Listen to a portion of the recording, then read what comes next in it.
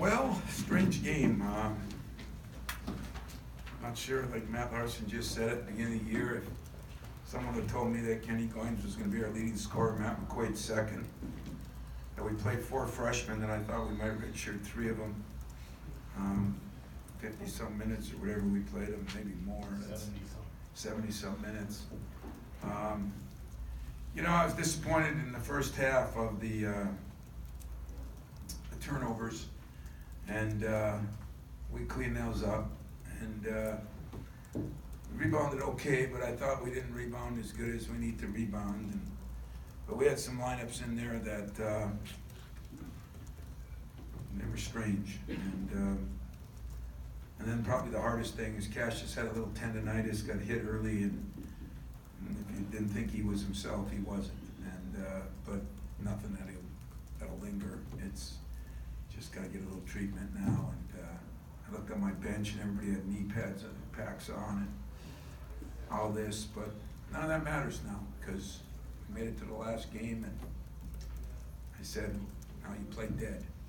You die, then you worry about it the next day, but you play dead," and that's kind of what we're going to do. So I give a lot of credit to Tim and his staff and his team. I mean, to be down almost 20 at halftime and battle back, cut it to, 8 or 10, whatever they did, and never quit the second half.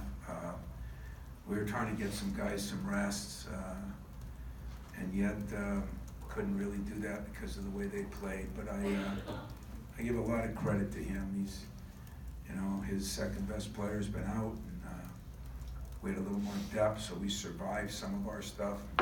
He didn't get a chance to survive his, and that's been a tough run for him. But his team, anytime you have enough character to not quit at halftime in a game like this, shows you a lot about those players and himself and his staff. So I'll open up for questions. Okay. Yes. Tom, would you talk about, again, Kenny just continues to be your glue guy and just continues to emerge and grow? Yeah, Kenny did a good job tonight. He hit some big shots and got a little shot happy there for a while, because I thought when he took good inside-out shots, he made probably 90% of them. I think forwards aren't supposed to get what they call heat check shots, and I think he thought he was Cassius for a couple minutes there, but Kenny did a pretty good job. They were a load to cover because they went real small. Small means Roby at the 5, and we struggled a little bit with that. Kithier struggled a little bit, but Kenny was he was pretty solid the whole game. Along with that, the other senior, Matt, has another breakout kind of game, career highs for both of those guys. Is this a point where you need those seniors to elevate their level? Yeah, we really do. With what we're going through, seniors are supposed to do this. They worked their whole 4 years, 5 years for Kenny. So proud of Matt, because these games and every practice and every game we play means so much. If you could just see his eyes in the locker room or see him in the huddles, he is, it means the world to him, and he's playing some of his best basketball, and that's good. Now, granted, we didn't do everything good tonight, guys. We turned it over a little less, but we didn't. Still in defensive rebound is good, and we didn't guard as good the second half, but it's a hard team to guard, especially with some of the lineups, and we're trying to do some different things, and none of them work, so that falls on me more than it does the players. Tom, Aaron Henry, what did you see from him after he made his little jump hook, and it seemed like, that took a lot of pressure off him? Yeah, it did. We tried to tell Aaron he's got to be a slasher. And, he made one shot out there, but he's a very good slasher, very good offensive rebounder, very good dunker, good in the post, to be honest with you. Made a couple nice post moves. So he too, I think, had a career high. So 3 guys had a career high, and that was all positive. But we're not going to win games that way. We're going to, you're going to win big games by being able to guard and rebound a little. And we rebounded okay, but gave up still 13 offensive, and that sits with me a little bit. And We had 2 turnovers with 7 minutes left to go in the half, and we had 10 at half, or 9 at halftime, and that was extremely disappointing. So we still got a lot to work on, but we got a lot to build on too. After the other day at Indiana, when Eric looked kind of tentative, I guess is a good way to say it, to see the way he played tonight, and also Gabe, who's been in and out, that they both looked like they weren't hesitant. They were. Yeah, you know, and Gabe will never be hesitant. I mean, he could go 100 years and never find a shot he doesn't like. You know, Gabe. Don't worry about Gabe now. He's down there right now, showering, ready to shoot. You know, so he's good. Now Aaron, on the other hand, I think you know, was less tentative, and I think Larry's right when he got that first shot and he made a 3. But you know, he's got to understand what his range is and what he can do and play with it himself. And that's what I thought he did a good job of tonight. We got out on our break a little better tonight, considering Cash wasn't at full speed, and it's nice to see those 3 guys do well. And Xavier was okay. You know, I thought we got to find a way too, because minutes, as those minutes get up for him, you know, wears down too. And so we're just trying to shuffle people around, guys, and come up with some things that we need to come up with, but still have some problems with it too. Tom, I was gonna ask about Gabe too. Just wondering if you need him a little bit more going forward. Where is he kind of at defensively? Gabe's not bad. You know, he's got length, and he's gotten better. I said Gabe's a pleaser. I said that last week. You know, he wants to do everything right. He wants to do what he can do. If you ask him to do something, he wants to do it. Sometimes, you know, it takes a little longer to do it. That's all. But experience, he has little of, and I think he's learning to play harder, and that makes up for it a little bit. So, you know, we're gonna, you know, see what happens with Arnie. A couple more days of rest, see what happens. You know, Nick, I mean, I still don't see Nick playing, but I do see Nick starting to practice this week, end of the week, and see what happens there. But I think you got to look at us that we're going to play with the guys we got, hopefully plus Arnie, and play as hard as we can play. With Cassius too right now, I mean, it's something that he's been battling for a while with those knees. How can he play through that, and how has he been playing through that?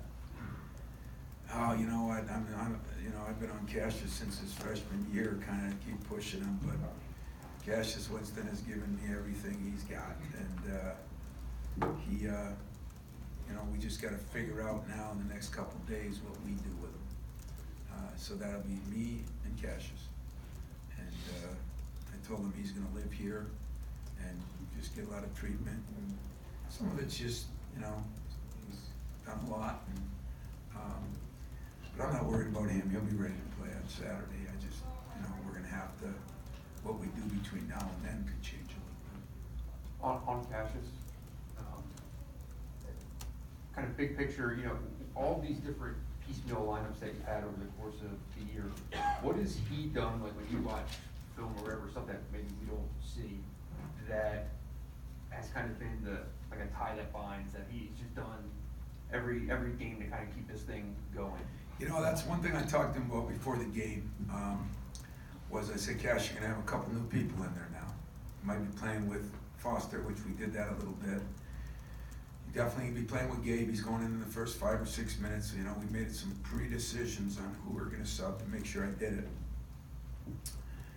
And I said, you know, you're gonna really have to use the improved leadership skills that you have, communication, but then he hurt that thing a little bit early in the game, and I thought that made it a little harder, but over the time when we've been doing it, he's just done an unbelievable job of sticking with each guy, knowing what each guy can do. He has done an amazing job of handling these different people, including all of a sudden no Nick. And he gets 10 assists, and you know, one of the guys he got a lot of assists to isn't playing right now. And so I think Cash has earned his medal. I might even give him part of tomorrow off, you know, but we're gonna have to figure out how to make sure he's as healthy as he can be on Saturday.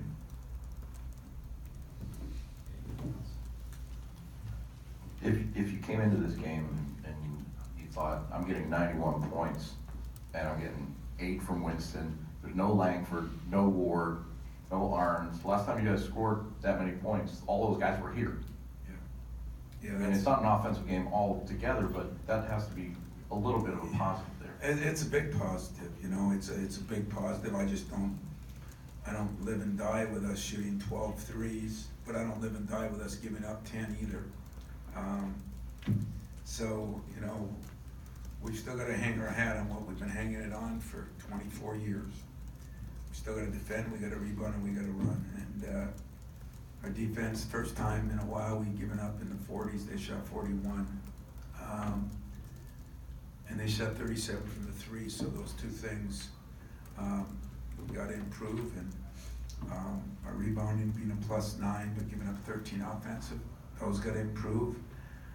Our offense can stay the same, okay? If we can keep that the same, and improving those other two, I'll be happy coach. But I don't want our guys to think, you know, that's why I said Kenny got heat check happy there on a couple of those when he shot them quick. And we can't live and die with that. They did a good job too of collapsing. They were athletic and long. You know, the one thing we told our team before, Watson is a very jet quick, you know, he's kind of tum-tum, he can shifty guy. Everybody else on that team, because the Allen kid was out and it probably hurt him a little bit, probably helped him. Because everybody in that team is 6'6" to 6'9", and 6'11", and athletic, long. And that was a challenge for us a little bit, especially defensively on certain things. And when they moved Roby to the 5, you know, they hurt us on some things that we weren't ready for with the lineups we were playing. And so I guess it'll give us something good to look at tonight, try to shore up tomorrow morning. And there might be a little more mental parts of practice now because we're on break, no rules. NCAA doesn't handcuff you if you practice a little longer, put in a few extra hours. But I don't think we'll be able to practice any longer. I think we're gonna have to study harder and figure out what we're gonna do that way, and we'll be able to come up with something. But you know, all in all, it was good to get some guys in the game. It's good to still get 22 assists, you know. It was good to shoot well from the free throw line and the 3. You know, so there were definitely some positives. It was good to, you know, almost have to threaten them on the turnovers, but we only had one in the second half.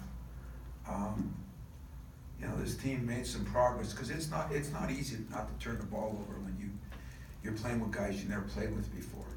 I mean, that's difficult, and so I just don't have room to be sympathetic about it. And I think they proved to themselves in the second half. And maybe if you don't try to do things that are beyond what you should be doing, you don't turn it over. Tom, were you surprised at all with some of the looks that Kenny and Matt were able to get? I know in the pregame radio show you said that dumping it into X would be an emphasis for you guys today. I don't know if that resulted in some of those looks for Kenny and Matt, or if it was something else that Well, developed we did go along in the there, way. but you know, the one thing Xavier does an unbelievable job of is he's a great screen setter, and I thought we freed Matt. Matt did a great job of coming off picks. I mean, Matt has worked so hard in this last, you know, I mean, poor kid did practice for a week, but before that he'd worked so hard. And like I say, if you go down and talk to him right now, this part of the season means the world to him. And that's, you know, you like to capture that and put it into freshmen and say, if you can do that and maintain it, but that's why experience matters. And, you know, he doesn't want it to end. And it's so nice to see him do what he did. And I think part of it was he exploded off screens, he ran his lane better, he got a couple threes. You know, we got some stuff off the break for once. I don't know. I mean, we got 19 points off the break. That was another area that we were really poor in. For some reason, this game that we haven't had a problem with all year is they got 17 points. Our transition defense was kind of below average. So enough things to work on all night tonight, enough things to improve on tomorrow, and get ready for the next game. Mike and Jim, last two. Tom, at Big Ten Media Day, you were asked about the 20-game conference schedule, and you said Jim Delaney is a genius for it. Now, heading into the 20th game, I'm curious if your opinion of the 20-game schedule has changed in any ways. Well, I said he's whoa. I said he's a genius because it was probably best for the fans, the media, the TV. I don't know if it's the best for the coaches or the players. This is a draining season. I'll bet you that even you guys are more tired than you were in an 18 game. I mean, it is a grind. And, you know, I mean, I appreciate what Jim's done for the league and everything else, but let's not put roses on that thing now, okay? Let's figure out that Jim did do a lot of things, and the 20 games, we went from 16 to 18, 18 to 20. But it's got some, you know, it's a long season. It's a real long season, and you know, and I don't know what'll happen in the playoffs, and I don't know how many more teams we will get in or won't get in. That'll be an interesting case study. That'll probably have to go 5-6 years to figure it out. But for the exposure of the Big Ten schools, the television packages, to have something like we're going to have Saturday where Duke and Carolina are playing and Michigan State are playing, and you can set up those games at the end of the year and all that. Unbelievable. I think it's unbelievable for our university. Theirs, I think it's unbelievable for the Big Ten. And so, yes, he deserves a lot of credit for that, but I promise you, for a coach and a player, you know, I'm still a little apprehensive on what is too much, and, you know, and 2 more conference games, as I told you, is that was not an easy game for us. Okay, that team is what 15 and 15, 5 and 14. what are they in the league though? I mean, as far 5 as and 14. which is where 13. 13. And I told you the bottom of the league is harder to beat than sometimes a good non-conference game. That hasn't changed. So we'll give Jim some credit, and we'll still give Tom a little credit that it's a grind. And you know, only time will tell on how many teams we get in, because that selection committee better look at, you know, where I think, are we the only conference now that's playing 20? Yeah. Well, I don't think, put it this way, I don't think the SEC or the ACC or the Big 12 yet. or the Big East, I don't think are. So, you know, those extra, there's gonna be some losses because it's hard to win in conference play. So Jim deserves a lot of credit for what he's done for all these universities and how he's taken the this TV package to a new level. I'm just a little skeptical here on this. Does that make sense? Yeah. What's yours? Well, I was just gonna ask you, I was gonna go back to the. Tonight, I know the grind has been going on, but